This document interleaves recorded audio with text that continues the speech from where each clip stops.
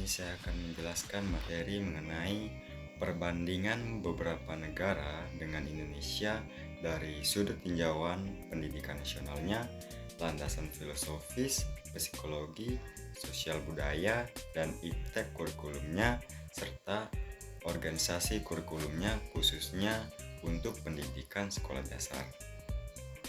Yang pertama yaitu negara Indonesia, di mana tujuan pendidikan nasionalnya itu telah dirumuskan dalam Undang-Undang Sisdiknas, di mana isinya itu adalah untuk mengembangkan potensi anak didik agar menjadi manusia yang beriman dan bertakwa kepada Tuhan Yang Maha Esa, berakhlak mulia, sehat, berilmu, kreatif, mandiri, dan menjadi warga negara yang demokratis serta bertanggung jawab.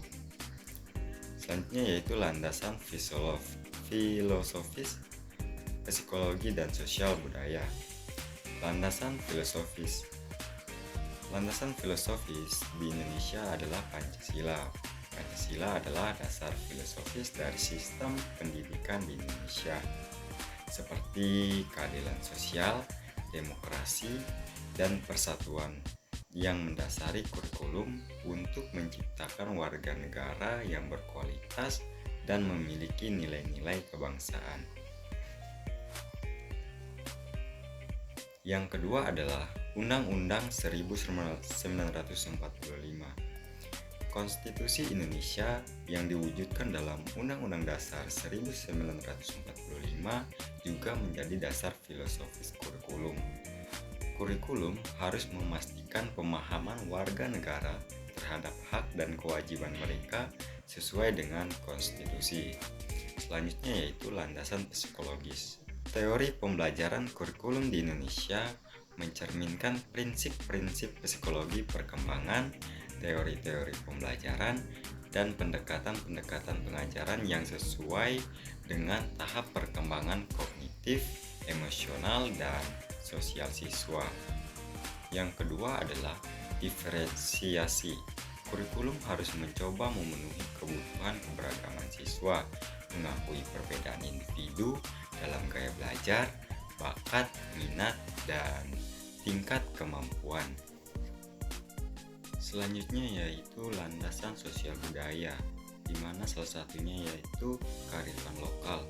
Kurikulum di Indonesia juga mencangkup unsur-unsur lokal dan budaya daerah untuk memastikan bahwa siswa memahami dan menghargai keberagaman budaya di Indonesia. Hal ini tentu membantu memelihara identitas budaya dan kearifan lokal. Selanjutnya yaitu kebijakan multikultural.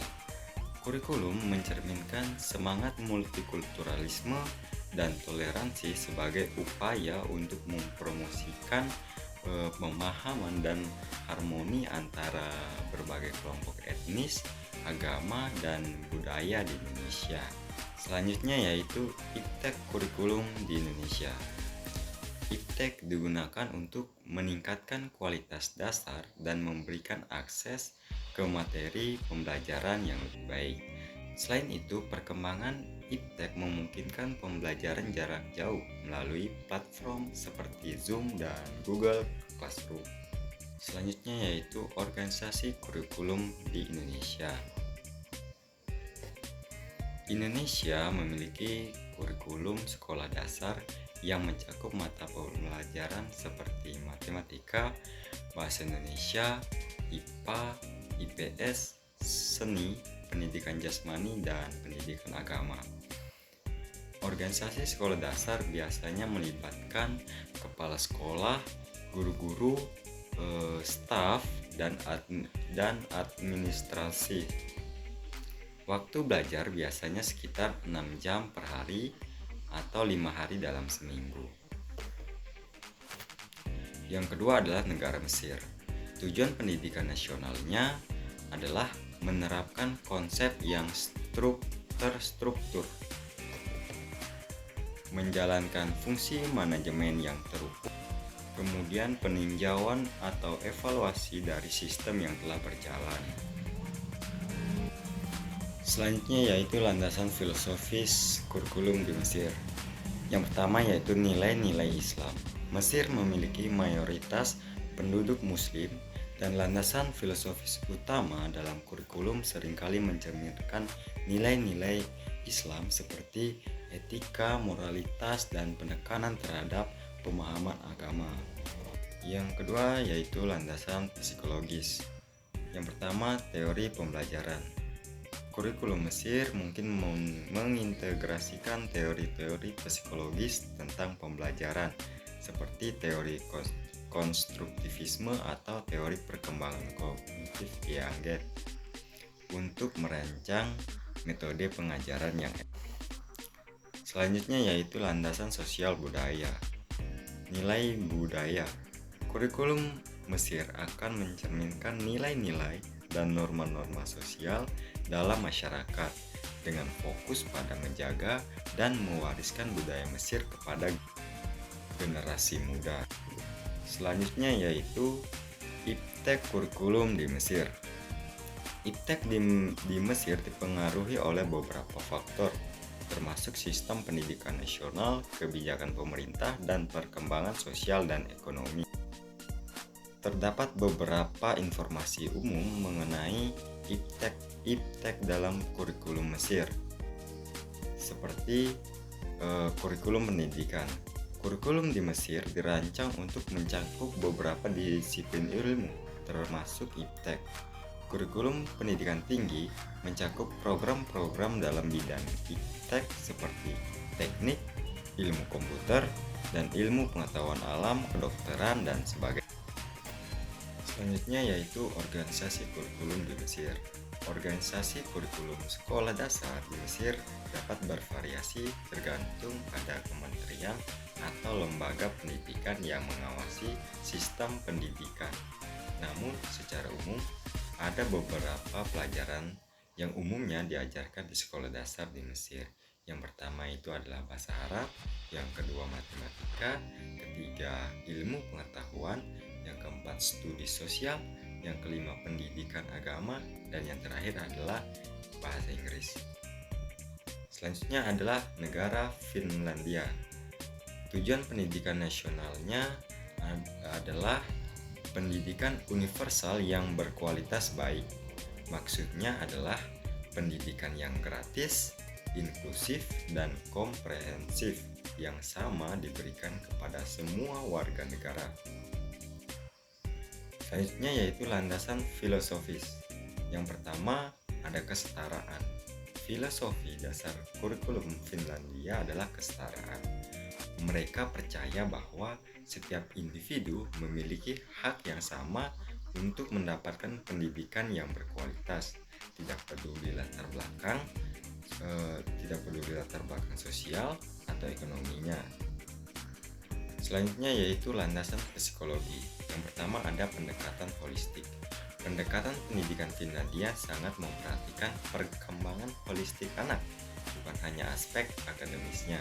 Mereka memahami pentingnya perkembangan sosial, emosional, dan kesejahteraan siswa. Selanjutnya yaitu landasan sosial budaya. Yang pertama ada penghargaan terhadap pendidik. Pendidik di Finlandia dihormati dan dihargai masyarakat.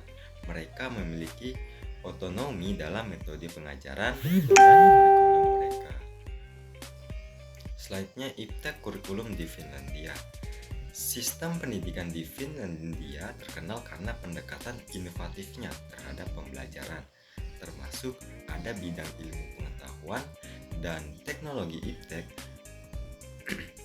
Kurikulum di tingkat sekolah dasar atau SD di Finlandia telah diarahkan untuk mengembangkan pemahaman yang mendalam dengan berbagai macam mata pelajaran, termasuk iptek itu sendiri. Selanjutnya yaitu organisasi kurikulum di Finlandia. Sistem pendidikan di Finlandia dikenal dengan pendekatan yang unik. Organisasi kurikulum di Finlandia memiliki beberapa karakteristik seperti fokus pada kesetaraan. Nah, Finlandia sangat menekankan kesetaraan dalam pendidikan. Setiap siswa memiliki akses yang sama ke peluang pendidikan yang berkualitas. Selanjutnya adalah negara Malaysia. di mana tujuan nasionalnya yaitu memiliki tujuan tersendiri, yaitu biasa disebut dengan dasar pendidikan kebangsaan. Nah, dasar pendidikan kebangsaan di Malaysia ini memiliki 3 tujuan dasar. Yang pertama adalah tujuan dasar pendidikan diadakan adalah untuk mewujudkan satu sistem pelajaran yang dapat memenuhi keperluan negara dan menggalakkan perkembangan kebudayaan, sosial, ekonomi, dan politik. Yang kedua, untuk menghasilkan pelajar yang berdisiplin serta mematuhi dan menghormati kedua orang tua mereka, di mana mereka berprinsip sejajar dengan dasar dan pendidikan untuk mengadakan pengajaran dan pembelajaran yang cakap dan efisien, keperluan untuk menggerakkan perbelanjaan awan yang tidak tersusun. Adapun landasan filosofisnya yaitu prinsip dasar negara.